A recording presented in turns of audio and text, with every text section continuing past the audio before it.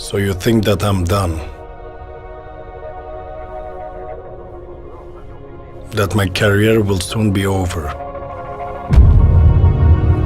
You don't know me.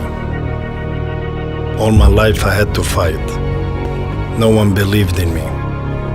So I had to believe in myself. Some people wanted to break me,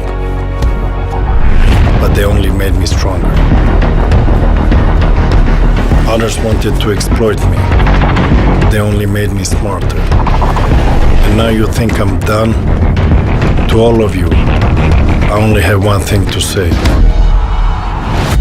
I'm not like you, because I'm not you. I am Zlatan Ibrahimović, and I am just warming up.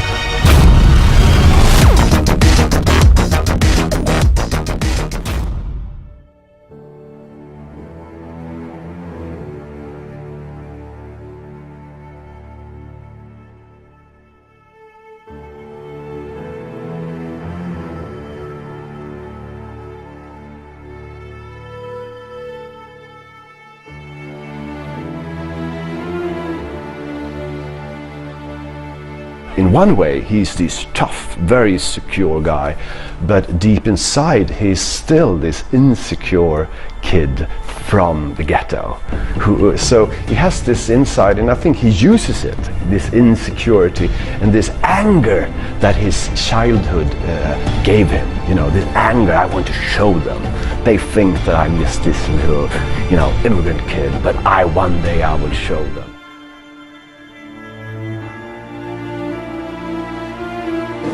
Muhammad Ali was the love of his father. You know, when they had this good time together, they were certainly not watching Swedish telly. They were watching old videos of Muhammad Ali and George Foreman and all things. I'm young, I'm handsome, I'm fast, I'm pretty, and can't possibly be beat. And I think he immediately loved that attitude. You know, the Muhammad Ali attitude is absolutely opposite to the traditional Swedish attitude. We have to be humble, and don't say, but Muhammad Ali was just coming here and say, I'm the greatest. I will be the youngest heavyweight champion in history. Zlatan thought that was something that spoke to him. What do you want in your marriage? What do you want with your son and your daughter? What do you want in your health? What do you want financially? Like, how much money do you want to make a year? What do you want to drive? How do you want to live? Stop just waking up like an accident. What do you want? And then once you find out what you want, spend the rest of your natural life waking up and going after it. Don't ever let somebody tell you you can't do something. You got a dream, you got to protect it. People can't do something themselves. They want to tell you you can't do it. You want something, go get it. Period. This kid's gonna be the best kid in the world. This kid's gonna be somebody better than anybody ever knew. Let me tell you something you already know. The world ain't all sunshine and rainbows. It's a very mean and nasty place, and I don't care how tough you are, it will beat you to your knees and keep you there permanently if you let it. You, me, or nobody is gonna hit as hard as life. But it ain't about how hard you hit. It's about how hard you can get hit and keep moving forward. How much you can take and keep moving forward. That's how winning is done. Now, if you know what you're worth, now go out and get what you're worth. But you gotta be willing to take the hits and not pointing fingers saying you ain't where you wanna be because of him or her or anybody. Cowards do that, and that ain't you. You're better than that. No, I didn't grow up on that side of the town. No, my mama don't have no network. No, I don't know a whole lot of people. No, I'm not at a country club. No, I don't play golf, and I don't plan on playing no time soon. But I'm still gonna be successful. I'm still gonna get you where they are. Why? Because I owe it to myself. And can't nobody stop me but me. And you need to get rid of them excuses, and you need to stop pointing fingers at people. And you need to start pointing fingers at yourself. What did you not do? She lived in a very tough neighborhood. Later he met guys who said, nice to meet you and things like that. But in the word Zlatan grew up, you have to show, look at me, hey, you have to be tough. And that was, I think, his first lesson. To survive, you have to be tough.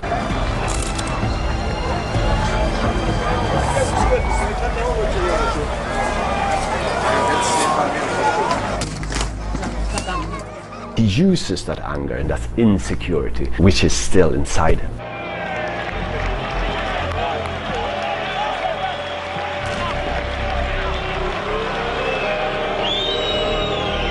lived first with his mother, with his 5 siblings, and his mother was a cleaning lady, and sometimes he hit him with his wooden spoon, and sometimes his mother hit him so hard that this wooden stone broke, and then he had to go buy another one, as it was his fault that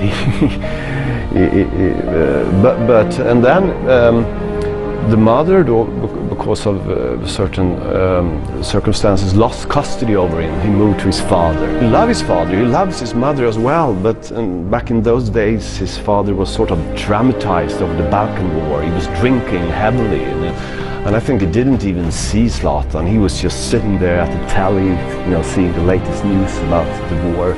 The best careers are the people who come from kind of tough backgrounds. They have to fight a lot, and also I think in his case, he got kicked out of his house a lot, and outside his building there was a pitch, and of course he spent most of the time there. So if he was from a safer family where he could stay at home and watch TV, maybe he wouldn't be out at the pitch so much. In the tougher parts, you're taught the hard way, and I would say that Zlatan he's no angel, he's no saint. He's probably done quite a few things that most people wouldn't be proud of, but then again, that is part of what made him so tough, that he could go all the way to the top. So the background makes all the difference, I think. Här var jag bor nu just nu, det är hur trevligt som helst. Jag stormtrivs här faktiskt. Alla känner alla här. När man går på gatan kan man bara stanna till vid någon, kvittar hur gammal hon eller han är. Så snackar man med den personen. Till exempel jag kan gå ut på balkongen och kasta ner 20-lapp till en av småarna, gå och handla mjölk. Springer man iväg och handlar mjölk, kommer tillbaka. Så det är på många sätt man kan förklara varför man trivs. He is a good bike stealer. He was... When you was young, you stole some bikers and he makes with him. Not that with me, with He used to run good from the cops when he stole bikes, and He was a very fast guy. Yes. Any grown-up saw him, they thought, I mean, what is this guy gonna steal or something? They didn't see him in any positive way. The only place where they sometimes saw him in a positive way was on the football ground. So I think football was the first way for him to be seen in a positive way. Jag kanske går för långt ibland. Men det är inte så som folk tror. Att jag är så kaxig idiot, jag fattar ingenting. Utan jag har mina gränser. Jag kan även vara ödmjuk ibland. Jag väljer oftast vara mest kaxig. För annars kan de trycka ner mig lätt, tycker jag. Father and mother didn't have any money, he didn't have this nice clothes. He went to a school where there were rich kids, and he couldn't buy the same clothes as them. He didn't have the new shoes. His colleagues in the Malmö FF, they have this, football shoes cost 2,000 with kangaroo shin. I mean, he's bought his shoes for 59 crowns, in this food store. I mean, as a teenager, you want to fit in, and he felt that he didn't, and that I think was quite hard for him. The feeling that you treated him as this little ghetto kid. If you go, I think Zlatan is so nice to be with, but if you pretend to be upper class and and try to fool him and look down at him, I mean, he remember and he get angry. He was not a fantastic talent at very early age. He grew from 15, 16 to 18, 19 very, very fast. And there were actually a few talents that were considered to be better than him in the early days. But 18, 19, he really turned out to be a super talent, and then nothing could stop him. And his mindset was there from very early on, I would say. Jag gillar till exempel dribbla, det vet ju hela Sverige nu. Jag gillar dribbla. Så ibland istället för att passa dribbla. Så visst kan en lag kan bli sur, men det är ett sånt som händer. Det är inget. Utan det är inte kul. Fotboll ska vara kul. Och det är inte kul, är det inte långt att spela egentligen. When he came out in the professional world, from Sweden, where he was only known as Zlatan by first name, he changed so he would have Ibrahimović on his shirt on his jersey because he wanted to honor his background. Being from a Muslim background, being from very, very low key, very low status background, he really wants to show all the kids at Rosengård and Malmö in general that if I could do it, you can do it. And what's your style of play? Technical. Technical? Because you're very big. Yeah, but I have very technical feet.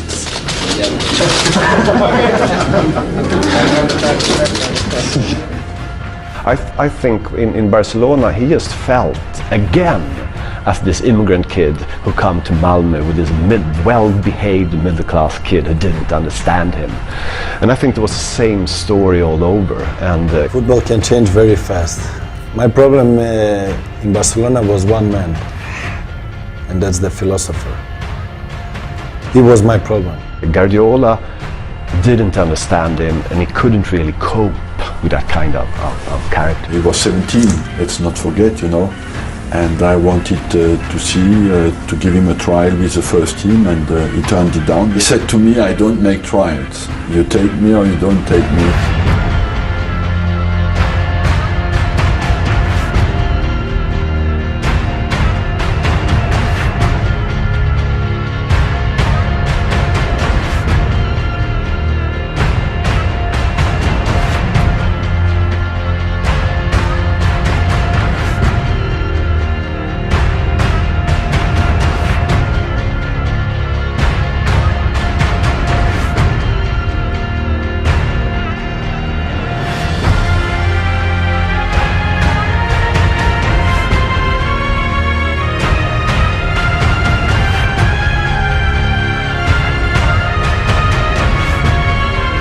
Det kommer kännas lite annorlunda, men jag kommer fortsätta vara mig själv. Jag ska inte förändra mig ett dugg. Utan det gäller bara att vara försiktig med den ekonomiska biten, med min personlighet och det ska vara som vanligt.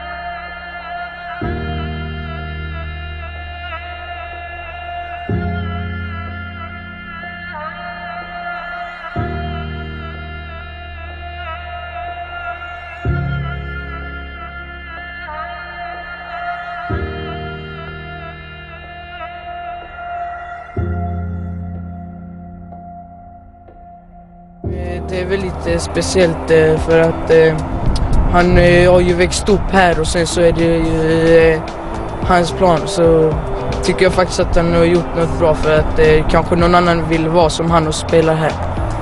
Så jag tycker det är faktiskt speciellt. Jag vill bli som Zlatan för att han kan spela och han har gjort bicicleta i över 20 meter.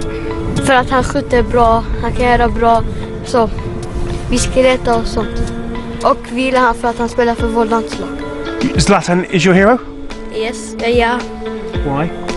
Han är bra, han har bra taktik, bra bollkontroll och ja. För att han spelar bra, han har bra kontroll, han skjuter i mål bra, han dribblar bra. Så.